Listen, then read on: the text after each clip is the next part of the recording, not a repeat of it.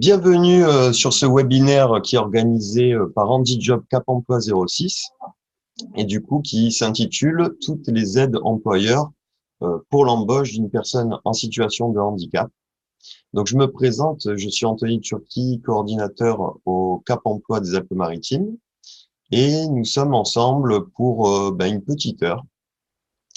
Donc vous avez à votre disposition un chat et vous avez aussi un onglet questions-réponses. Donc, vous pouvez poser toutes vos questions tout le long de cette présentation. C'est l'onglet questions-réponses, c'est là où il y a marqué Q et R. Donc, n'hésitez pas et j'essaierai d'y répondre en fin de présentation. Alors, combien on est là? Donc, on est 55. Donc, il y aura d'autres personnes qui vont peut-être nous rejoindre. Donc, l'objectif d'aujourd'hui, c'est de vous apporter une vue d'ensemble de toutes les aides qui existent, qu'on peut mobiliser pour les employeurs lorsqu'on recrute une personne en situation de handicap. À savoir, c'est qu'il existe des aides qui sont spécifiques quand vous recrutez une personne en situation de handicap, et il y a aussi des aides de droit commun qui peuvent être pour toute personne, et donc une personne en situation de handicap peut aussi en bénéficier. Donc, au Cap Emploi des Alpes-Maritimes, on a compilé un peu toutes ces aides sur une plaquette pour avoir un peu une vision globale de tout ce qui existe. Parce que c'est vrai qu'on peut s'y perdre un peu facilement, puisque en plus, avec le plan de relance lié au contexte de cette crise qu'on passe aujourd'hui, il y a de nouvelles aides qui sortent régulièrement et qui se mettent à jour régulièrement. Donc, c'était pour faire un petit point aujourd'hui sur toutes ces aides. Donc, avant de commencer, donc, toutes les personnes qui sont inscrites à ce webinaire recevront par mail, par la suite, la plaquette que je vais vous présenter. La plaquette qui résume toutes ces aides. Et vous aurez également mes coordonnées par mail si vous avez des questions par la suite, voilà, ou si vous voulez vous mettre en relation avec le Cap Emploi. Alors, juste une chose avant de commencer, c'est que retenez que toutes ces aides, en fait, elles évoluent très rapidement. À savoir, c'est que cette plaquette, je la mets à jour chaque mois, puisqu'il y a toujours des petits détails, une aide qui apparaît ou une aide qui disparaît, ou une aide qui est prolongée, puisque des fois, il y a des aides qui sont limitées dans le temps, mais on va voir tout ça dans le détail. La première aide à connaître, c'est l'aide à l'embauche des travailleurs handicapés. Donc, cette aide, c'est une aide en fait qui est pour toutes les entreprises, tous les employeurs de droit privé. Et c'est une aide qui va jusqu'à 4 000 € donc pour une année. Donc c'est une embauche qu'il faut qu'elle soit effectuée donc, entre le 1er septembre 2020 et le 30 juin 2021. Et c'est une aide donc, de 4 000 € qui va être proratisée en fonction du temps de travail. Donc, pour un temps plein, ça va être 4 000 € sur un an. À savoir, c'est que cette aide, elle est mobilisable à partir d'un contrat, un CDD de 3 mois. Donc, c'est le minimum, c'est un CDD de 3 mois. La rémunération, c'est jusqu'à 2 fois le montant horaire du SMIC. Le salarié, bien sûr, ne doit pas avoir appartenu aux effectifs de l'entreprise. À savoir aussi que si le contrat, c'est une suite à un contrat en alternance, vous pouvez mobiliser également cette aide. Que sur cette aide-là, c'est un versement de 1 000 € par trimestre. Donc, tous les 3 mois, vous allez pouvoir toucher 1 000 €. Donc, si vous faites un CDD de 3 mois, vous allez avoir une aide de 1 000 €. Si vous faites un CDD de 6 mois, vous allez avoir 2 000 €, 2 fois 1 000 €. Qui c'est qui paye cette aide? Donc, c'est l'État et la demande de cette aide est à adresser à l'ASP. C'est l'Agence de services de paiement et vous devez passer par le site internet, donc SILAE, que vous devez déjà connaître. Et je vous ai même mis le numéro de téléphone pour avoir plus de renseignements. Il faut retenir que vous avez 4 mois à compter de la date d'embauche pour faire la demande de cette aide. Donc cette aide, il faut vraiment que vous fassiez la demande. Ça ne va pas vous être octroyé directement. Donc ça, c'est une aide qui est, vous avez vu, limitée dans le temps. à savoir, c'est qu'elle a déjà été repoussée plusieurs fois. Donc, peut-être qu'elle ira jusqu'à la fin de l'année 2021, on ne sait pas encore. Mais pour l'instant, elle va jusqu'au 30 juin.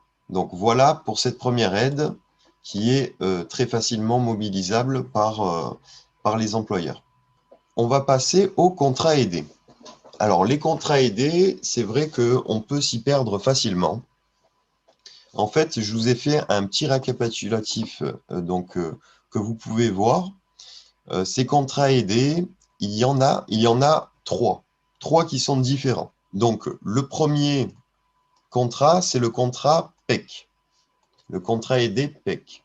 Qu'est-ce que ça veut dire PEC? Ça veut dire parcours emploi compétences. Ce contrat, il est mobilisable uniquement pour le secteur non marchand. Non marchand, ça veut dire les établissements publics et les associations. Donc, il y a eu un dernier arrêté tout récent qui date du 16 mars 2021 qui établit les différentes modalités d'aide de ce contrat.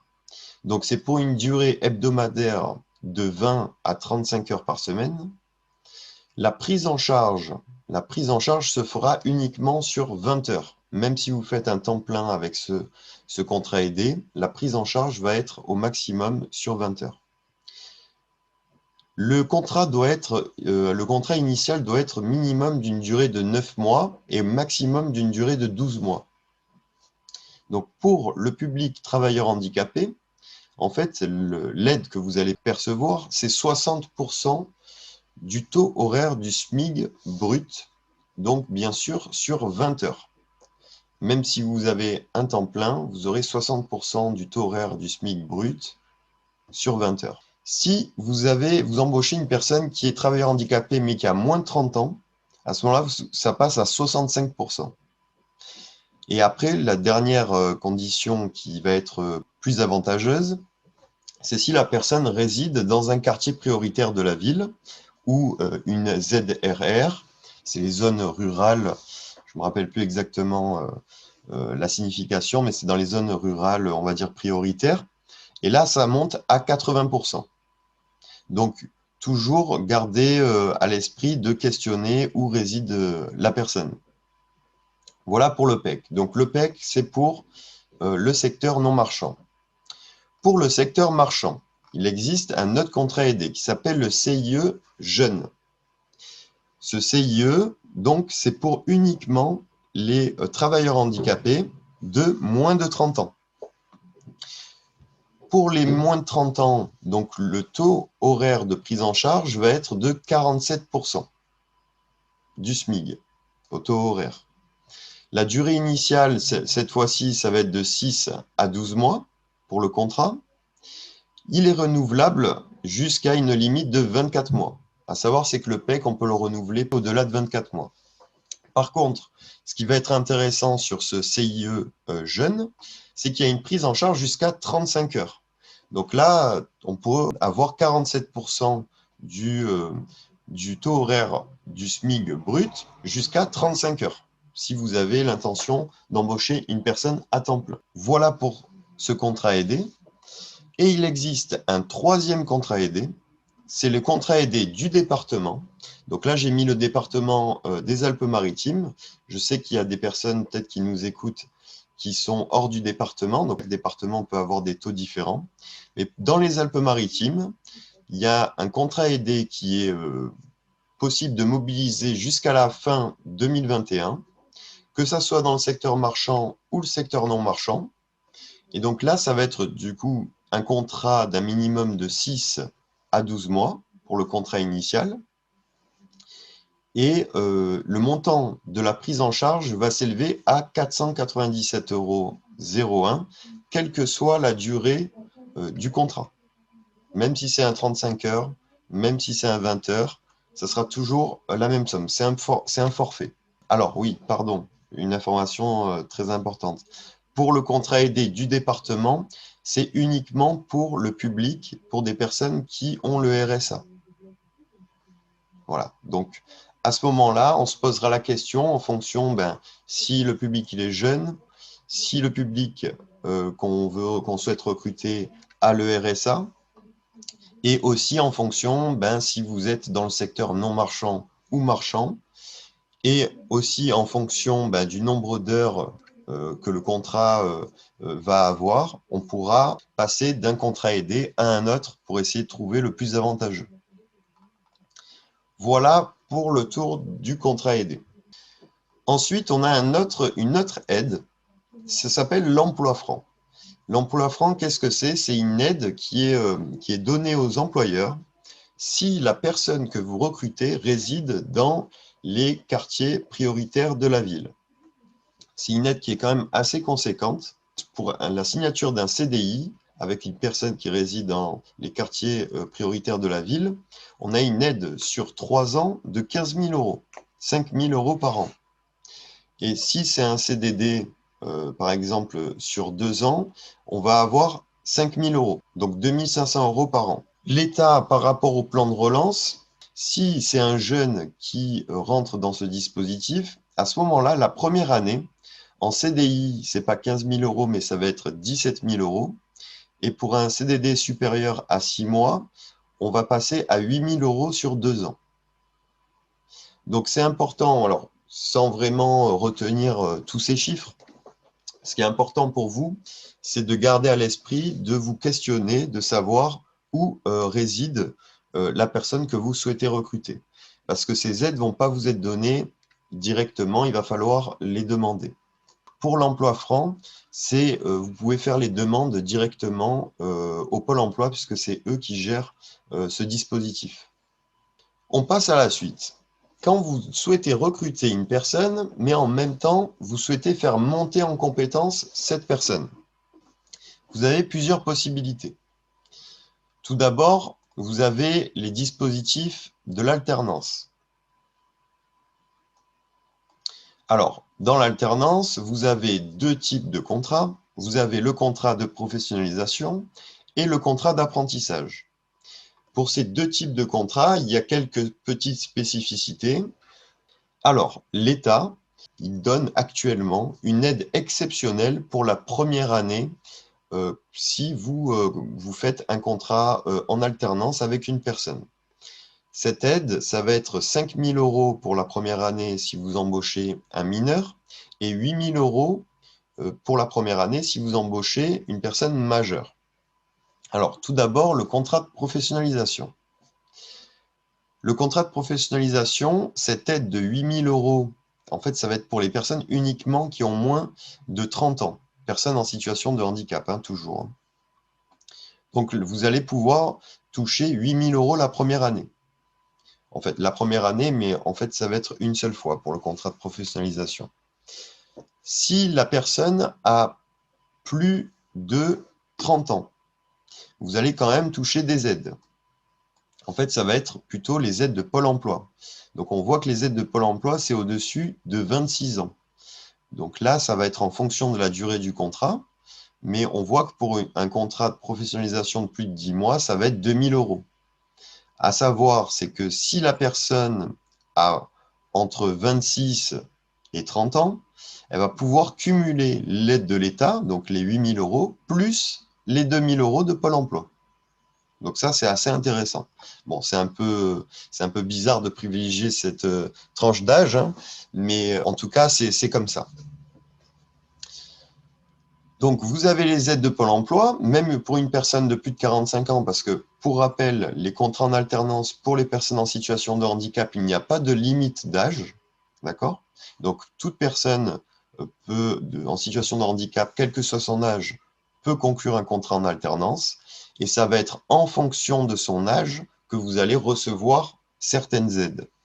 Donc, moins de 30 ans, 8 000 € si bien sûr il est majeur, et après vous avez les aides de Pôle emploi.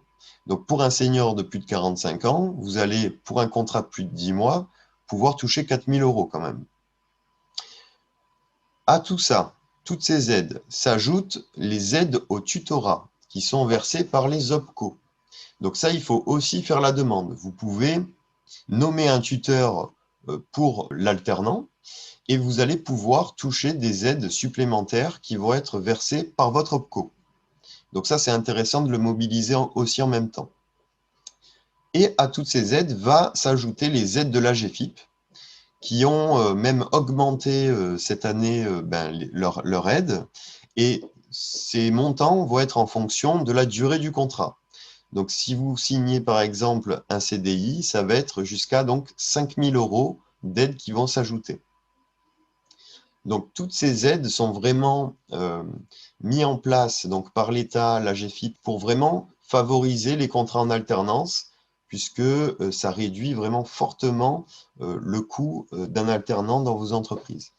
Si on passe au contrat d'apprentissage, donc on est sur une aide exceptionnelle, toujours 5 000 € la première année donc pour un mineur et 8 000 € pour un majeur. Par contre, la différence sur le contrat d'apprentissage, c'est qu'il n'y a pas de limite d'âge. On n'est pas dans les moins de 30 ans comme le contrat de professionnalisation.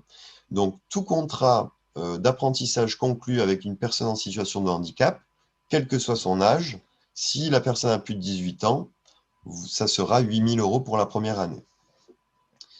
Et pour les autres années, on pourra toucher, deuxième année, ça va être 2 000 €, troisième année, 1 200 €, etc. À savoir, c'est que ces deux aides, ce sont pour les entreprises de moins de 250 salariés. Si l'entreprise a plus de 250 salariés, ça va être sous condition de seuil d'alternant. Il faut que l'entreprise ait un certain nombre, un pourcentage dans ses effectifs d'alternants pour pouvoir toucher ces aides. L'aide exceptionnelle, donc les 5 000 et 8 000 € pour la première année, peuvent être touchés quel que soit le niveau de formation. Ça veut dire que même si, parce qu'on peut très bien faire un master en contrat pro ou en contrat d'apprentissage. Donc pour cette première année, les 5 000 et 8 000 €, il n'y a pas de niveau qui vont rentrer en jeu. Ça, c'est pour tout le monde. Par contre, pour les deuxième et troisième années, par exemple, pour le contrat d'apprentissage, ça va être uniquement, vous allez toucher les 2 000 € et les 1 200 € uniquement si votre apprenti passe des formations niveau bac au maximum. Donc, toujours la même chose, vous pouvez mobiliser les aides au tutorat par votre OPCO et vous pouvez mobiliser également les aides de l'AGEFIP qui sont toujours en fonction de la durée des contrats. Donc, pour un CDI, ça va jusqu'à 4 000 €. Donc, au-delà de tous ces chiffres, parce que c'est vrai que je peux vous perdre peut-être facilement avec tous ces chiffres, retenez que de manière générale, ça va réduire fortement le coût d'un apprenti dans vos structures. Et ça peut être très intéressant de mobiliser ce genre de contrat, puisque parmi les publics en situation de handicap, qui se retrouvent régulièrement en reconversion professionnelle, ça peut vraiment être une étape de reconversion pour la personne et pour vous de faire monter en compétence la personne que vous recrutez. Pour les contrats uniquement d'apprentissage, il y a des aides du FIP. Le FIP, pour rappel, c'est la même chose que la GFIP, mais pour la fonction publique, puisque dans la fonction publique, les contrats en alternance, on ne peut que faire uniquement le contrat d'apprentissage. Il n'existe pas le contrat de professionnalisation. Donc, pour le contrat d'apprentissage, il y a les aides du FIP qui sont également très importantes, puisqu'il y a une prise en charge du coût salarial à hauteur de 80%. Donc, c'est vraiment très intéressant pour une collectivité de passer par ce genre de contrat. Et il y a également une prime à la pérennisation du contrat. Donc, une fois qu'on a fait le contrat d'apprentissage, si on titularise cette personne ou si on fait un CDI, il y a 1 600 € de prime pour la collectivité. Voilà pour les contrats en alternance. Il existe une aide de l'AGEFIP, cette aide exceptionnelle de soutien à l'alternance. Alors, cette aide-là, elle intervient pour les contrats qui sont déjà en cours. Pour les alternants, vous avez déjà signé un contrat en alternance avec une personne en situation de handicap, il faut l'avoir conclu avant le 10 mai 2020. Donc, c'est depuis plus d'1 an déjà.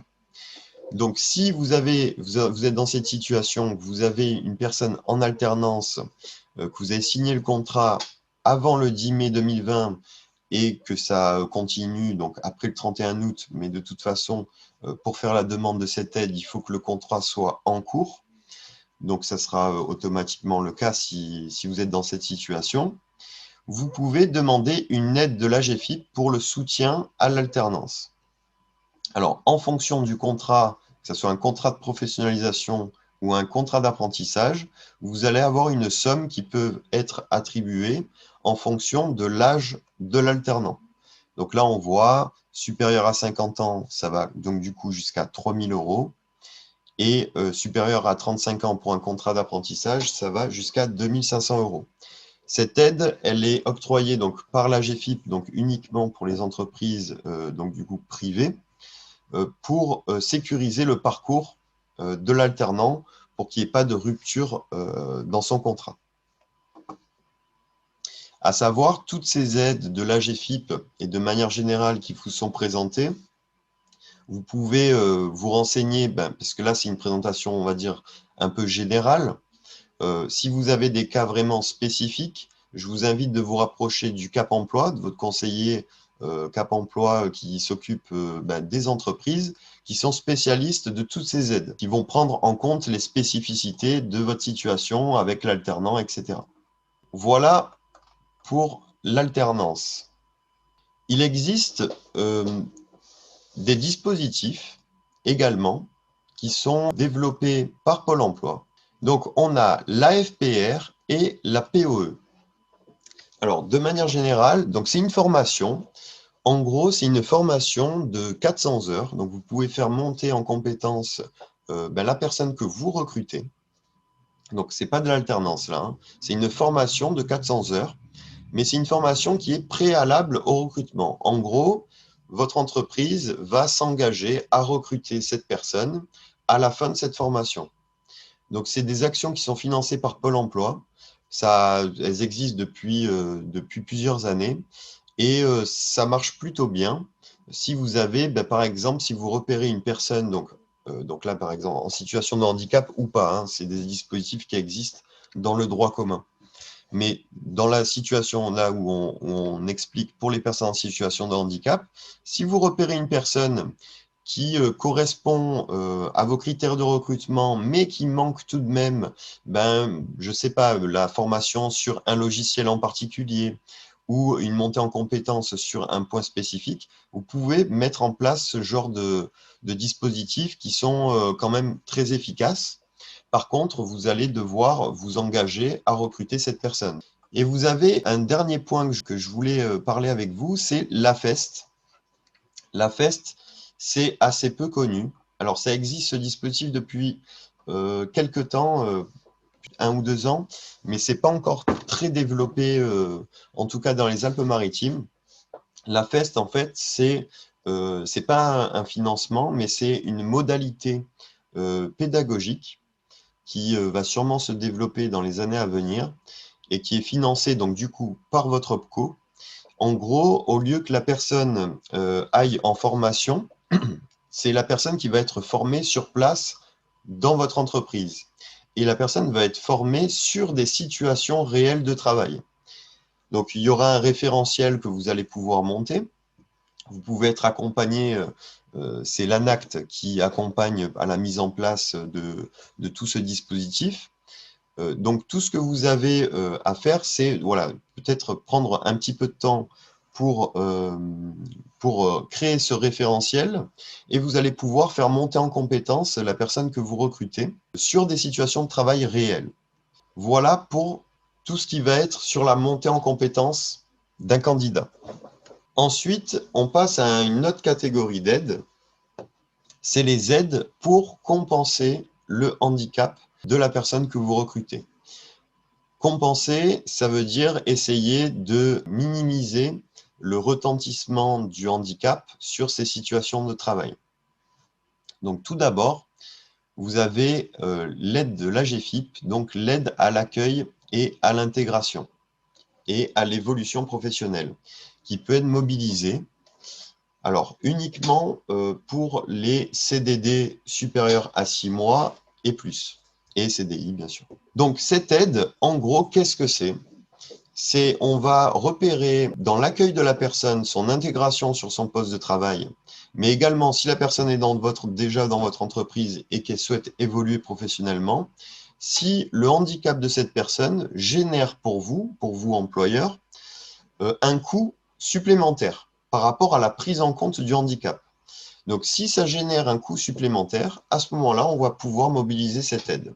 L'objectif est que le handicap ne soit pas un frein financier pour vous. Donc, qu'est-ce qui peut être pris en charge? Pour exemple, ça peut être un programme, par exemple, de sensibilisation ou de formation au handicap spécifique de la personne, au collectif de travail, à ses collègues de travail, etc., pour la prise en compte d'handicap, pour en savoir un peu plus. Ça peut être, par exemple, l'accompagnement du manager à la prise en compte du handicap également. Ça peut être du tutorat, du coaching, un temps d'encadrement, on va dire, supplémentaire, etc., etc. Il y a tout qui pourrait rentrer. Dès que ça génère un coût, dès qu'on doit prendre en compte le handicap, on va pouvoir mobiliser cette aide. Donc, cette aide, elle se mobilise en fonction d'un plan d'action. On va devoir évaluer exactement le coût que ça a généré. Par exemple, le temps passé supplémentaire. Si, par exemple, dans le processus d'intégration de vos collaborateurs, vous avez une journée d'intégration, vous présentez l'entreprise, les process, etc. Et que par rapport au handicap de la personne, on va devoir pas passer un jour, mais 2 jours. À ce moment-là, cette journée supplémentaire, donc on dit bien tout ce qui va être du surplus, cette journée supplémentaire, le coût que ça va générer, on va pouvoir faire une demande auprès de la GFIP. Ce montant de l'aide, il peut être jusqu'à 3 000 €. Voilà, n'hésitez pas à mobiliser. Donc là, le Cap Emploi est vraiment spécialiste sur la mobilisation de cette aide. Actuellement, il y a une mesure exceptionnelle qui élargit cette aide aux situations de la crise sanitaire. Donc ça ne va pas être uniquement, comme je viens de vous dire, sur la compensation du handicap. Ça peut être aussi des situations liées à la crise sanitaire, donc bien sûr uniquement pour les personnes en situation de handicap. Ça veut dire quoi lié à la crise sanitaire? Ça veut dire les coûts générés. Par exemple, si la crise sanitaire vous a généré des coûts supplémentaires par rapport au poste de cette personne, s'il y a du matériel supplémentaire à acheter, etc. Donc, on peut mobiliser ces 3 000 €. Donc, sur la compensation du handicap, sur le poste de travail, il existe les aménagements de poste, à savoir que lorsque vous recrutez une personne en situation de handicap, parfois la personne ne parle pas de ses restrictions médicales. On va attendre même que la période d'essai soit terminée pour pouvoir déjà peut-être en parler et encore. L'objectif ici, c'est de savoir que au Cap Emploi, on peut mobiliser donc les aides de la GFIP pour aménager les postes de travail. On se déplace chez vous, on étudie le poste de travail, quels aménagements on peut réaliser, et à ce moment-là, on peut mobiliser certaines aides qui vont être en fonction de la situation qu'on aura rencontrée. Petit conseil sur les aménagements de postes de travail, n'hésitez pas à parler avec votre collaborateur de restrictions médicales. Est-ce que vous avez des restrictions médicales? Est-ce que ça se passe bien sur votre poste de travail? Sachez, voilà, vous pouvez parler et dire qu'il existe des aménagements possibles sur les postes de travail. Alors attention, s'il n'y a rien qui a été mis en amont, par exemple au niveau du recrutement, et que au bout de 3 mois, la personne est en poste, a besoin d'un aménagement, sachez qu'il y a des délais qui sont incompressibles. Ça peut aller jusqu'à 6 mois. Alors je sais que ce n'est pas forcément une très bonne nouvelle, mais ça peut aller jusqu'à 6 mois pour pouvoir aménager le poste de travail. Parce qu'on va devoir passer par la médecine du travail, et c'est sur les recommandations de la médecine du travail qu'on va pouvoir mobiliser toute une étude du poste, plus faire des demandes de financement auprès de la GFIP. Donc le mieux, c'est de s'y prendre le plus tôt possible, donc de pouvoir échanger avec la personne, pourquoi pas dès le recrutement. Une autre aide, c'est la RLH. Alors elle est peu connue. Qu'est-ce que c'est? C'est la reconnaissance de la lourdeur du handicap. Alors qu'est-ce que c'est?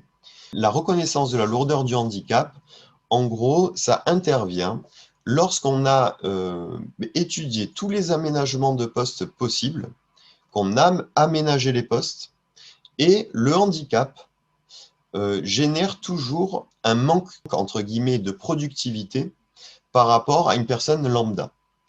Dans ce cas-là, à ce moment-là, il est possible de mobiliser la reconnaissance de la lourdeur du handicap pour, en tout cas, évaluer le coût pour un employeur sur cette perte de productivité. Donc, on a un dossier assez grand à remplir, vraiment détaillé, sur quel coût est généré par cette perte de productivité. Et à ce moment-là, il y a une aide qui est mobilisable. Et cette aide, elle est assez conséquente puisqu'elle peut aller jusqu'à 11 000 €. De manière générale, ce qu'il faut retenir, c'est que le handicap ne doit pas être un frein sur le recrutement par rapport, entre guillemets, si vous vous dites « oui, mais je vais embaucher une personne, mais ça va me coûter de l'argent ».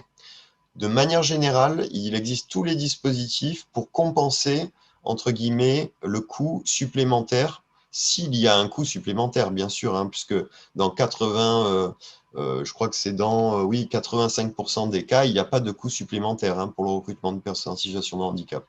Les aménagements interviennent sur 15% des cas. Mais même sur ces 15%, ne soyez pas frileux, vous pouvez être accompagné par le Cap Emploi pour mettre en place tout un tas de dispositifs pour réduire au maximum le retentissement du handicap dans l'entreprise. À savoir, c'est que l'AGFIP, il y a des mesures exceptionnelles en ce moment pour la mise en place du télétravail. Si vous avez besoin de mettre en place le télétravail, mettre en place un nouveau poste au domicile de la personne en situation de handicap salarié chez vous, et cette aide peut aller jusqu'à 1 000 €. Il y a également des aides exceptionnelles pour la prise en charge du surcoût des équipements spécifiques de prévention. Et le dernier point là que je voulais aborder, c'est sur l'obligation d'emploi. Alors, ce n'est pas une aide, là, celle-ci. Par contre, c'est une diminution des contributions que l'entreprise doit payer. Alors, ça, c'est uniquement pour les entreprises qui ont plus de 20 salariés en équivalent temps plein. Je pense que vous devez savoir, il existe une obligation d'emploi pour les entreprises de plus de 20 salariés en équivalent temps plein. Ils doivent avoir 6% de leur personnel en situation de handicap dans leurs effectifs. Si ce n'est pas le cas, ils doivent payer une contribution.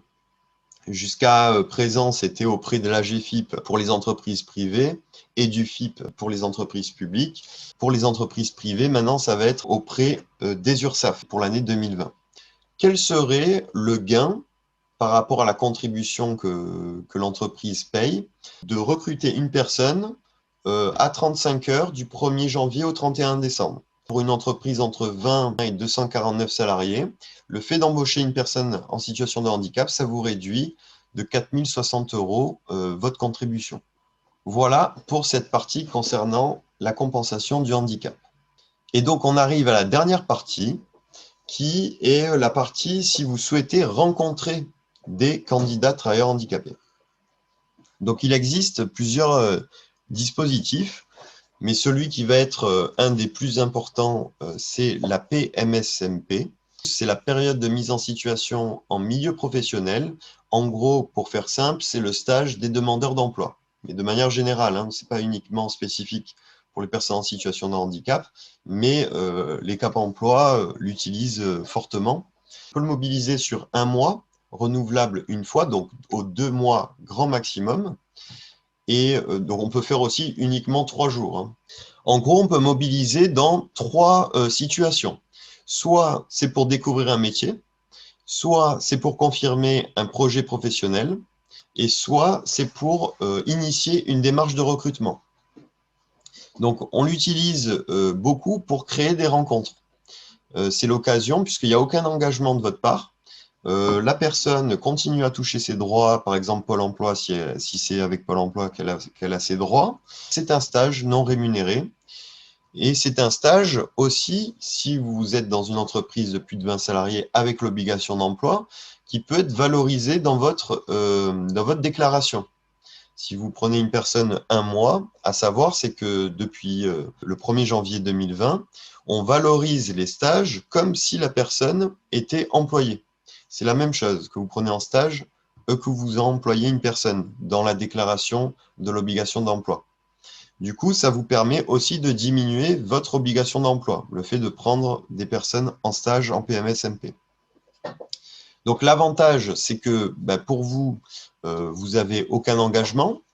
Vous pouvez rencontrer une personne, puisque parfois, ça peut être une belle rencontre qui aboutit à un contrat par la suite. Autre chose, c'est que ça sécurise vos recrutements également, puisque en même temps, vous pouvez voir comment réagit la personne sur le poste. Pour la personne aussi, il y a des avantages, puisqu'elle peut aussi savoir si le poste que vous lui proposez lui correspond bien. Est-ce que c'est aussi bien en adéquation donc du coup avec son handicap? Alors, même si les personnes, par exemple, s'ils sont proposés par le Cap emploi, à savoir le Cap emploi, il valide médicalement le métier des personnes, les personnes qui vous proposent. On a un médecin de formation médecine du travail qui va voir les personnes et qui va valider que la personne peut bien réaliser ce métier. Malgré ça, c'est toujours intéressant de pouvoir faire, par exemple, sur 3 jours ou une semaine, un test sur le poste de travail de la personne pour être sûr qu'il y a la compatibilité, que ce soit avec les compétences, avec le handicap, etc. Donc la PMS-MP, un outil à utiliser si vous ne le faites pas déjà. Autre chose, le DuoD, alors là, on n'a pas encore, à ma connaissance, on n'a pas encore la date pour 2021, mais tous les ans, depuis 3 ou 4 ans, il y a le DuoD, donc c'est un dispositif national, donc c'est sur une journée la possibilité de pouvoir accueillir dans votre entreprise une personne et lui faire découvrir vos métiers. C'est sur duod.fr. Chaque employeur peut déposer une offre DuoD et vous avez, donc c'est une plateforme de mise en relation, les candidats qui peuvent se positionner sur vos offres DuoD. Donc c'est intéressant aussi. Bon alors, après c'est juste sur un jour, donc c'est pas non plus énorme, mais c'est toujours intéressant d'y participer puisque ça crée une rencontre également. Après, ça peut déboucher parfois sur une PMS-MP. Et il existe donc un troisième dispositif, un jour, un métier, qui est en gros exactement comme le DuoD. C'est sur un jour, mais là, c'est tout au long de l'année. Oui, parce que ce que je ne vous ai pas dit, c'est que le DuoD, c'est sur un jour précis. Donc, toute la France, sur un jour précis, il y a des mises en relation. Et si vous n'êtes pas disponible ce jour-là, vous avez un jour, un métier qui est un dispositif de la GFIP, et qui est exactement la même chose que le DuoD, c'est une rencontre sur un jour. Vous avez les coordonnées aussi ici du Cap emploi 06, mais de toute façon, par mail, je vous enverrai, vous aurez mes coordonnées, vous pourrez me contacter. Et si vous souhaitez être en relation avec un chargé de mission employeur du Cap emploi qui correspond à votre zone géographique. Merci beaucoup en tout cas d'être resté jusqu'à la fin. Je crois qu'on est monté à plus de 70 à un moment. Écoutez, merci beaucoup. Je vous laisse revenir vers moi si vous avez des besoins, des questions.